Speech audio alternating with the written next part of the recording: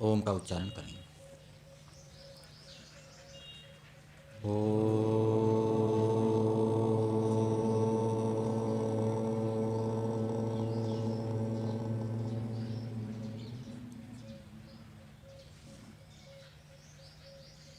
समादरणीय धार्मिक सज्जन वृंद, वंदनीय मातृशक्ति।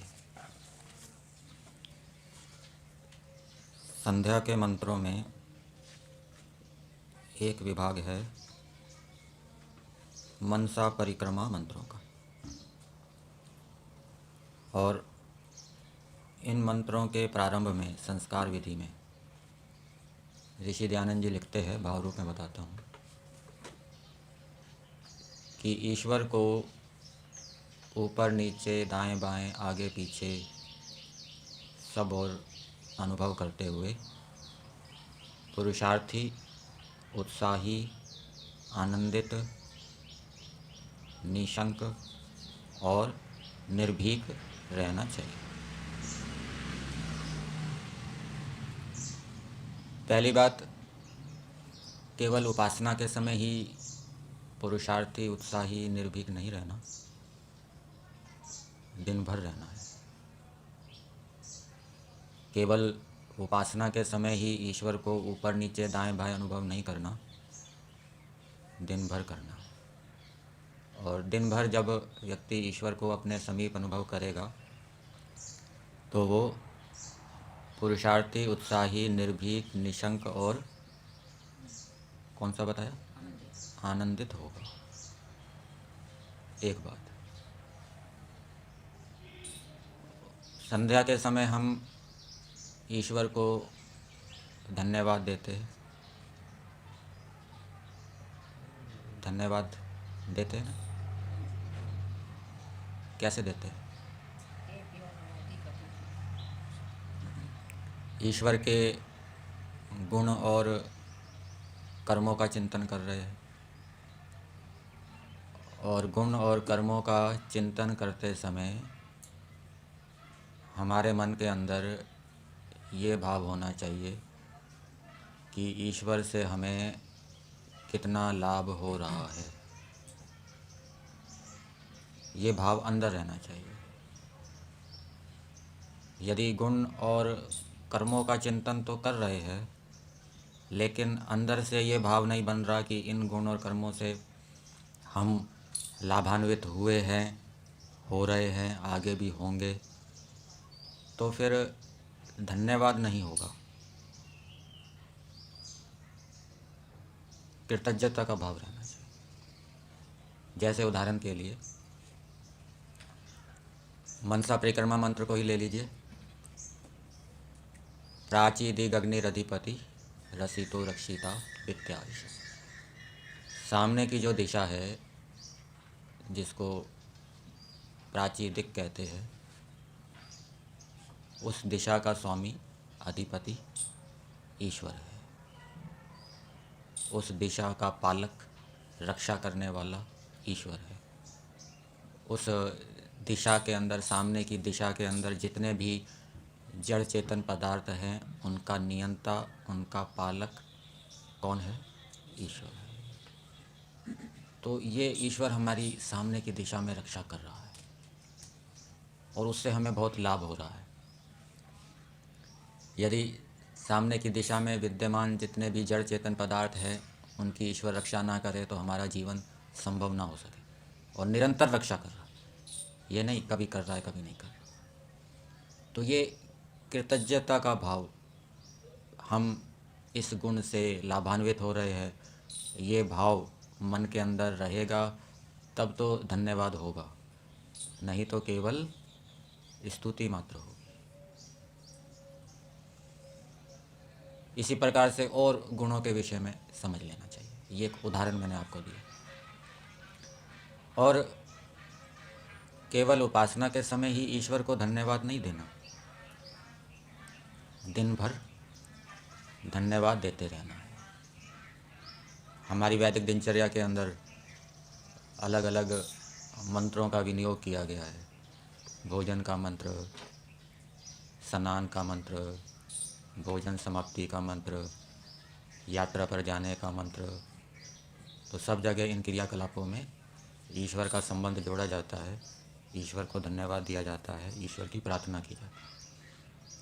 ओम अन्नपते, अन्नपते तो बोल रहे हैं, लेकिन क्या धन्यवाद का भाव बन रहा है? जिस अन्न को हम खा रहे हैं, इस अन्न को किसने उत्पन्न किया? ईश्वर ने उत्पन्न किया। किसान ने तो केवल बीज डाल दिए भूमि के अंदर, और बीज भी किसने बनाए? किसान के शरीर को भी किसने बनाया? किसान को बुद्धि किसने दी? सामर्थ्य किसने दिया? और बीज में पानी डाला, पानी किसने बनाया? पानी कहाँ से आया? और फिर अंकुरन हुआ, पौधा हुआ, पेड़ बना, फल बने, फिर वो अनेक मनुष्यों के सहयोग से हमारे पास आया। और ये सभी मनुष्यों को किसने बनाया? उनको सामर्थ्य किसने दिया? तो ये भाव अन्नपते, अन्न का स्वामी, अन्न की रक्षा करने वाला, अन्न को देने वाला, ये भाव यदि रहेगा तो धन्यवाद होगा, कृतज्ञता होगी। नहीं तो केवल अन्नपते ही होगा, कोई विशेष लाभ नहीं होगा। तो दिन भर हमें ईश्वर को धन्यवाद देते रहना है। भोजन कर रहे हैं, भोजन करते समय क्या विचार करेंगे? भोजन करते समय इधर उधर के विचार भी बहुत लाते हैं। और यदि मन के ऊपर नियंत्रण किया है तो भोजन करते हुए, ग्रास को चबाते हुए, दूध पीते हुए मन के अंदर ये भावना बनाई जा सकती है कि हे परमेश्वर, आपका बहुत बहुत धन्यवाद, आपने इतना उत्तम भोजन दिया, आपकी कृपा से ये भोजन बल का नाश करने वाला हो, रोग बल को देने वाला हो, रोगों का नाश करने वाला हो। आपने अन्नपते तो भोजन से पहले बोल दिया, कि भोजन करते हुए ये भाव नहीं लाना। तो भोजन प्रारंभ करते ही अन्नपते बोलकर फिर वो भाव भूल गए। भोजन के बीच में, भोजन के बीच में भी वो भाव बनाए रखना है, ईश्वर को धन्यवाद देते रहना है। ग्रास चबाते जाओ और ईश्वर को धन्यवाद देते रहो, इधर उधर के विचार नहीं आएंगे। ठीक, स्नान कर रहे हैं, स्नान करते समय ईश्वर को धन्यवाद दें कि ये परमेश्वर, आपका बहुत बहुत धन्यवाद, आपने स्नान करने का अवसर दिया, जल दिया, स्वास्थ्य दिया। स्वास्थ्य ठीक है तभी तो स्नान कर पा रहे हैं। जिसको बुखार हो गया वो कैसे स्नान कर पाता? ये स्नान करते हुए धन्यवाद दिया जा सकता है। दिन भर धन्यवाद देना, ये ईश्वर भक्ति। जितना ईश्वर को धन्यवाद देंगे उतना क्या होगा? उतना क्या होगा? धन्यवाद तो कृतज्ञता ही है। जितना कृतज्ञता प्रकट करेंगे या जितना धन्यवाद देंगे उतना क्या होगा? जब हम दूसरों के गुणों को देखते हैं, जब हम दूसरों के उपकारों को समझते हैं, तो दूसरे के प्रति प्रेम का भाव उत्पन्न होता है। इसलिए ईश्वर के विषय में ऋग्वेद भाष्य भूमिका में उपासना विषय में एक मंत्र लिखा है, वहाँ पर दिया है, सवितुः देवस्य मही परिष्टुति। सविता जो देव परमेश्वर है उसकी बड़ी चारों ओर से स्तुति करनी चाहिए। तो जितना अधिक हम दिन भर धन्यवाद देंगे उतना अधिक ईश्वर के प्रति, उतना शीघ्र ईश्वर के प्रति प्रेम उत्पन्न होगा। ये लाभ है। और इसके लिए क्या करना पड़ेगा? संकल्प लें सवेरे उठते ही कि मुझे आज दिन भर ईश्वर को धन्यवाद देते रहना है। हाँ जी, दिन भर मुझे ईश्वर को धन्यवाद देते रहना है, ये संकल्प लें, तो फिर वो याद रहेगा, नहीं तो याद नहीं रहेगा। अब ये जो बात बताई थी मनसा परिक्रमा के विषय में, ईश्वर को अपने समीप अनुभव करने से व्यक्ति पुरुषार्थी होता है। इसको आप एक उदाहरण से समझ सकते हैं कि यदि मालिक नौकर के पास खड़ा है या बैठा हुआ है और कोई कर्मचारी काम कर रहा है, मालिक उसको देख रहा है, तो वो कर्मचारी क्या है? हाँ, वो उसमें ढीलापन नहीं करता, वो पूरी मेहनत से करता है। और जब मालिक चला जाता है तो फिर क्या होता है? फिर बातें शुरू हो जाती है, काम में गड़बड़ी भी हो जाती है कि मालिक देखने वाला कौन है, चलो इतना मिला दो, वो कर दो। प्रधान जी बैठे थे ना ऊपर, वो चिनाई हुई थी, प्रधान जी बैठे थे कुर्सी पर, देख रहे थे। तो मालिक के सामने होने पर व्यक्ति गड़बड़ी नहीं करता और वो अपने काम को मेहनत से करता है, ईमानदारी से करता है। वो देखता है कि भाई मैं मेहनत ईमानदारी से कर रहा हूँ, काम पुरुषार्थ से कर रहा हूँ, हो सकता है मालिक प्रसन्न होकर अधिक पैसा दे दे कि आपने बढ़िया काम किया। ठीक है। तो इसी प्रकार से जब ईश्वर को अपने समीप अनुभव करने का अभ्यास बनाया जाएगा, ये अभ्यास होता है, तो फिर व्यक्ति गड़बड़ी नहीं करेगा और पुरुषार्थी होगा। पुरुषार्थी कौन से कामों में होगा? अच्छे कार्यों में होगा या बुरे कार्यों में होगा? अच्छे कार्यों में पुरुषार्थी होगा। इसके लिए भी संकल्प लेना है कि मुझे दिन भर ईश्वर को अपने समीप याद रखना है, मुझे दिन भर ईश्वर को धन्यवाद देते रहना है। ये संकल्प के बिना काम नहीं बनेगा कुछ। उत्साही, ईश्वर को अपने समीप अनुभव करने से व्यक्ति क्या होता है? उत्साही होता है। इसको उदाहरण समझ सकते हैं। मान लीजिए कोई खिलाड़ी किसी मैच में गया खेलने के लिए, बहुत से दर्शक हैं देखने आए हुए हैं मैच को, और उसको यदि ये पता लग जाए खिलाड़ी को कि मेरे माता पिता भी आए हैं, गुरु भी आए हैं मैच को देखने के लिए, मेरे मित्र साथी भी आए हैं, तो उसको बड़ा उत्साह होगा ना, वो उसके प्रिय हैं।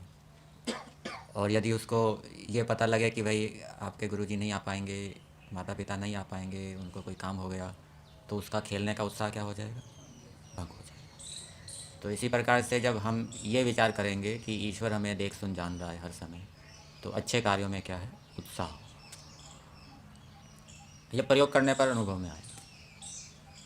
तीसरा है आनंदित। अब संसार तो दुख बहुलो संसारो कहा गया है, यहाँ तो बड़ी दुखदायी घटनाएं होती रहती है, लेकिन जो ईश्वर को अपने समीप अनुभव करेगा वो हमेशा आनंदित रहेगा। आनंदित कैसे रहेगा?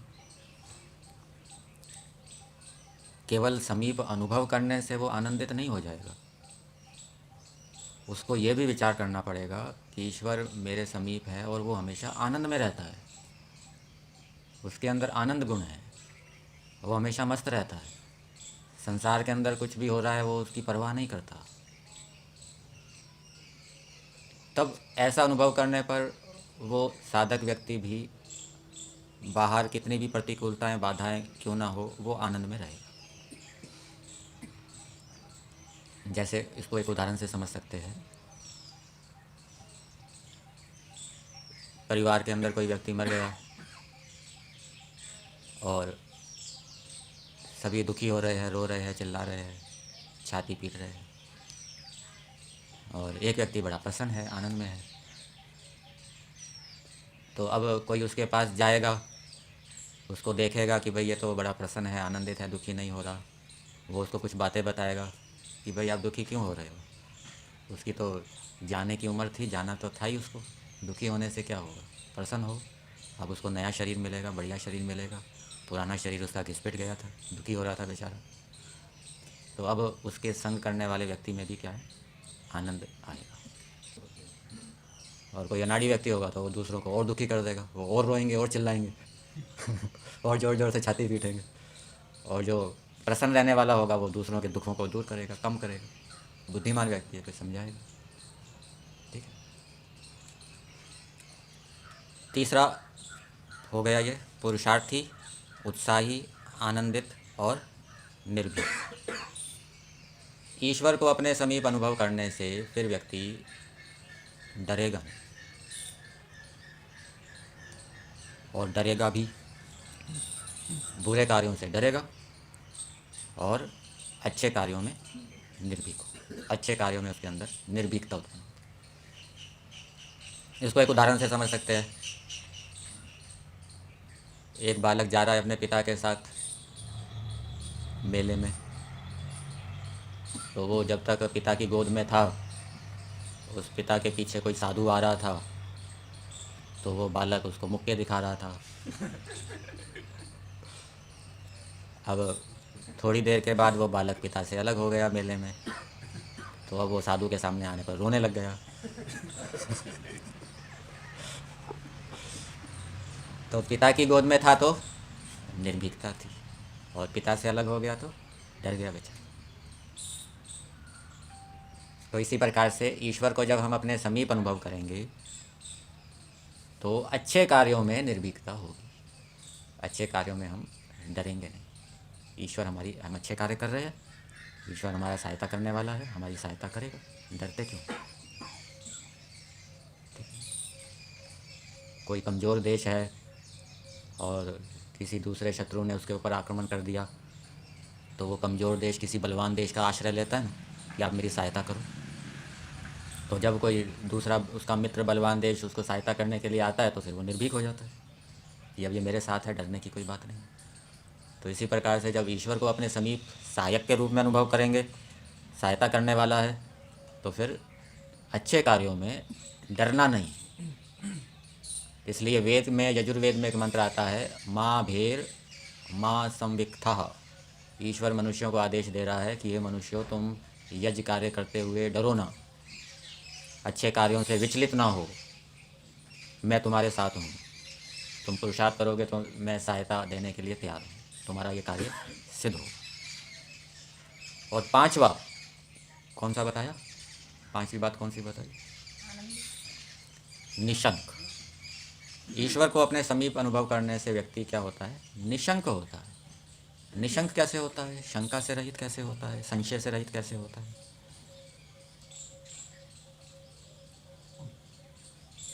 और संशय से रहित कौन होगा, सब तो होंगे नहीं।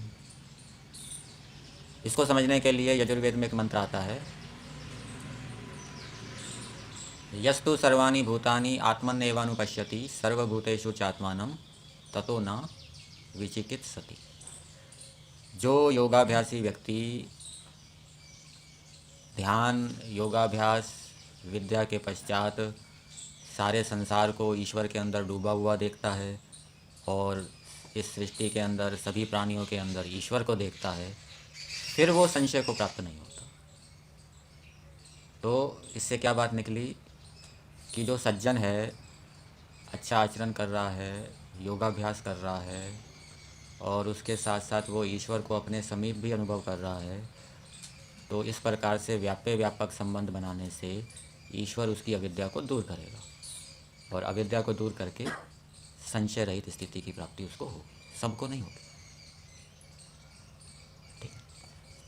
तो इस प्रकार से मनसा परिक्रमा में जो बात बताई है, इसको दिन भर करना है, दिन भर ईश्वर को अपने समीप अनुभव करना है और दिन भर ईश्वर को धन्यवाद देते रहना है। तो इससे ईश्वर के प्रति आकर्षण बढ़ेगा और संसार के प्रति जो रुचि है, वो आकर्षण है, वो कम होगा।